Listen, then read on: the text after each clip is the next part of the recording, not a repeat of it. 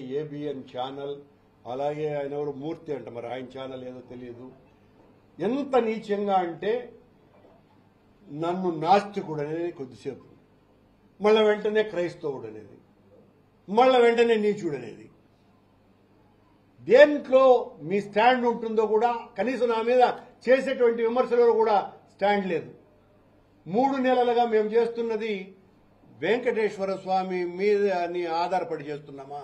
వెంకటేశ్వర స్వామి మీద ఈ 3 నెలలుగా మీరు చేస్తున్నటువంటి అరాచకాలేంటి? ఈ 3 నెలల్లో అక్కడ బెల్ట్ షాపు దొరికింది. ఈ 3 నెలల్లో ఓ తాగుబోతూ రారా తెలుసుకుందామనని ఆడవాళ్ల మీద దౌర్జన్యం చేసి ఎన్ని కావాల మందు నేను లోకల్ అనింది కొండ మీద కాదా? కొండ మీద 2 రౌడీలు తాగి పడుకున్నటువంటి భక్తులందరినీ నిద్రలేపి కొట్టింది నిజం కాదా?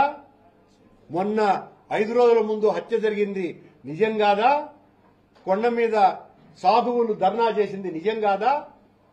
వీటి మీద మాట్లాడితే రాజకీయం అవుతుందా?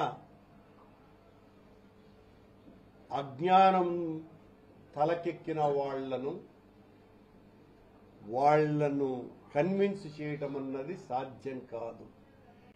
ఎవరి అజ్ఞానం వాళ్ళ సొంత ఆస్తి అని 70 ఏండ్ల ముందు ఒక కవి రాసినాడు.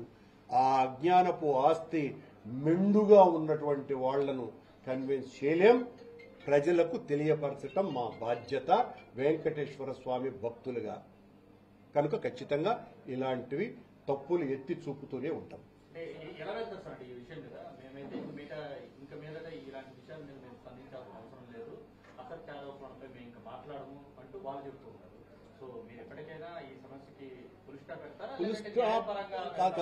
ఫుల్ స్టాప్ అంటే నేను మాట్లాడిన తర్వాత వాళ్ళు ఇచ్చినటువంటిది వితండపు వివరణ వలన వాళ్ళు ఇరుక్కున్నారు అనవసరంగా.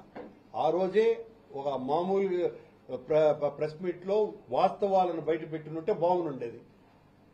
వెంటనే నేను ప్రెస్ మీట్ పెట్టిన వెంటనే 5వ నిమిషానికే ఫేక్ ఫేక్ ఫేక్ ఫేక్ వాళ్ళు ఇష్టం వచ్చినట్టు సరఫరా చేసినారు. ఆ తర్వాత బిఆర్ నాయుడు గారు నెక్స్ట్ డే ఆడికి పోయి నన్ను ఇష్టం వచ్చినట్టు తిట్టాడు. దూషణే కదా, దూషణ తప్ప ఏమన్నా ఉందా? వాడు మనిషిగానే పుట్టడానికి అనర్హుడు అని అన్నాడు ఆయన. నా గురించి ఏదో చాలా బాగా తెలిసినవాడు మాదిరిగా, వాడు నాస్తికుడు, ఏదో మా ఇంట్లో పుట్టినవాడు మాదిరిగా ఆయన నా మీద మాట్లాడేటువంటి మాటలు ఇవన్నీ కూడా. ఎన్ని కూడా నన్ను ఇంకొకటి కూడా నేను చెప్తున్నా, వెంకటేశ్వర స్వామి అనుగ్రహం లేకపోతే అక్కడ సేవ చేసేటువంటి భాగ్యం ఎవ్వరికీ రాదు అని ప్రపంచమంతా చెప్పేటువంటి మాట కదండి. ఈ విషయంలో మరో అభిప్రాయం మరొకటి లేదు కదా. ఎంత అనుగ్రహం నాకు లేకపోతే 3 సార్లు బోర్డు మెంబర్ని, 2 సార్లు అధ్యక్షుడిని అవుతాను నేను. ఆ వెంకటేశ్వర స్వామి కృప, కరుణ, దయ, దాక్షిణ్యం నా మీద లేకపోతే ఈ 85 సంవత్సరాల టీటీడీ పాలక మండళ్ల కాలంలో ఇన్నిసార్లు సభ్యుడినైన వాడిని, అధ్యక్షుడైన వాడిని నేను ఒక్కడినే. స్వామి అనుగ్రహం లేకపోతే ఇలా సాధ్యమా?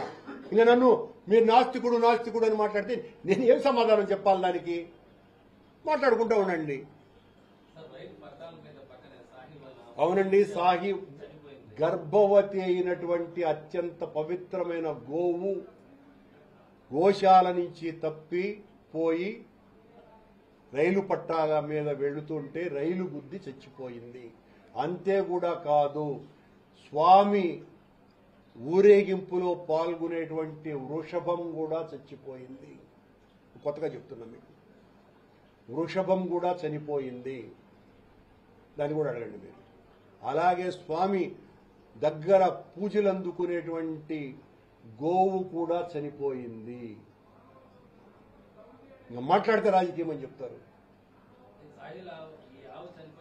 సాహిల్ ఆవే కాదు, స్వామి ఊరేగింపులో పాల్గొనేటువంటి వృషభరాజే చనిపోయింది. దాని ట్యాగ్ను కత్తిరించి బాయిలో పారేసినారు. ఇది టీటీడీకి సంబంధించిందే కాదని పేపర్లలో వచ్చింది.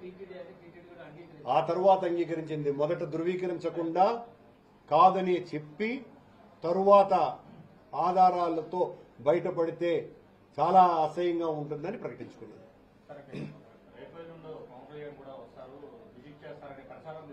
నేనేమి పవన్ కళ్యాణ్ గారికో లేకపోతే సీఎం చంద్రబాబు గారికో శత్రువును కాదండి. నన్ను ఆ కోణంలో చూడకండి. నాకు వాళ్ల పట్ల చాలా గౌరవం ఉన్నది. వాళ్ళు గౌరవనీయమైనటువంటి స్థానాలలో ఉన్నారు.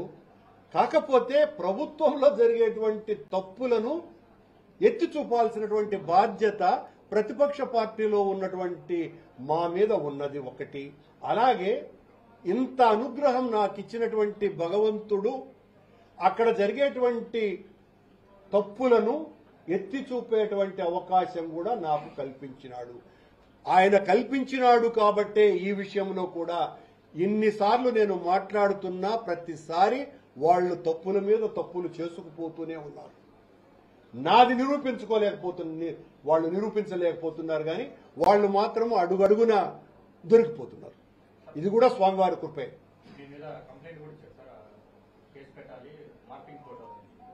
మార్ఫింగ్ ఫోటో కాదు అని దీనికి నేను ఛాలెంజ్ చేస్తున్నా. మళ్ళీ నేను చూపించిన ఆ ఫోటోలన్నీ కూడా వెంకటేశ్వర స్వామి గోశాలకు సంబంధించినటువంటివి. దాని మీద నేను కట్టుబడి ఉన్నా.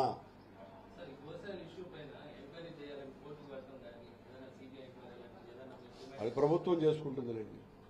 నేను చెప్పినాను కదా, వాళ్ళు ఏం చేస్తారు వాళ్ళు ఇష్టం.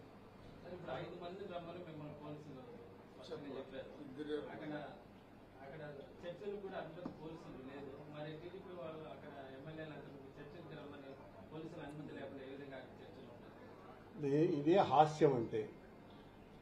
అక్కడ జరిగిందంతా కూడా హాస్య నాటిక. వాళ్ళని అనుమతించటం, మమ్మల్ని అనుమతించకపోవటం, మిమ్మల్ని అనుమతిస్తున్నామని చెప్పటం, ఉదయం నుంచి నన్ను ఒక్కరిని అనుమతిస్తామని చెప్పటం, ఆ తర్వాత 5గురిని అనుమతిస్తామని వాళ్ళు వెళ్లిపోయే సమయానికి చెప్పటము, ఆ తర్వాత మా 5గురికి కూడా లేదు, మీరు వెళ్ళటానికి లేదు అని చెప్పటం, ఆ తర్వాత అన్నిటికంటే బాధాకరమైనటువంటి విషయం ఎస్పీ హర్షవర్ధన్ రాజు గారు ఆ రకంగా మాట్లాడారు. వాళ్ళు 40 మంది రెడీగా ఉన్నారు, అందువల్ల వాళ్ళు దాదాపు 40 మంది లోపలికి పోయినారు. మేము 5 మందిమే వస్తామని చెప్పినాం. ఆయన చేత కూడా అబద్ధం చెప్పించడం ఏంటంటే నాకు అర్థం కాల. పోనీ పెద్ద మనిషిగా ఎస్పీ గారే ఉండి మేము 5 మందిమి, వాళ్ళు 20 మంది ఉండి మాకేమో అభ్యంతరం లేదు, ఆ 40 మంది కూడా ఉండని మేము సిద్ధంగా ఉన్నాం. ఇప్పుడు కూడా నేను దానికి సిద్ధం. సాధువుని కూడా పెట్టాం. దానికి తోడు మా ఎంపీ మొత్తానికి పోలీసు వాళ్ళు మమ్మల్ని ఆపుతున్నటువంటి సీన్లో తమాషగా ఆయన తప్పించుకొని నేరుగా వెళ్లటం జరిగింది. మా ఎంపీ గారికి ఒక్క ప్రశ్నకు కూడా వాళ్ళు సమాధానం చెప్పలేకపోయినారు. లోపల ఊరికే ఆయన మీద కాట్లాడేటువంటి వాళ్ళలాగా ఎగిరిగిరి ఆయన మీద ఎగిరినారే తప్ప ఆయన వేసినటువంటి ప్రశ్నలకు సమాధానం చెప్పలా. ఇది వాళ్ళ నిర్వాకం.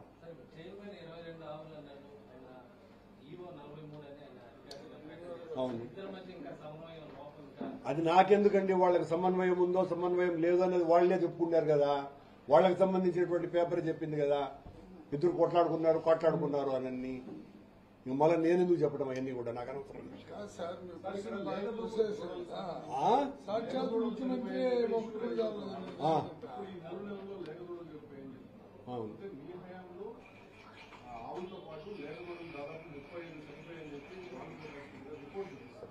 ఏం రిపోర్ట్? పెద్ద రిపోర్ట్ నా దగ్గర ఉంది. ఇంకొకటి కూడా చెప్పినాడు ఎవరు, ఈవో గారు. ఆ 5 సంవత్సరాల పాటు ఎన్ని ఆవులు చనిపోయినాయి అనేటువంటి రికార్డులే లేకుండా చేసినారు అని చెప్పినాడు. ఎందుకు చెప్పినాడు? దాంట్లో మతలబు ఉంది. అవి అన్ని చనిపోలేదు కాబట్టి అవన్నీ కూడా లేకుండా పోయినాయి అని.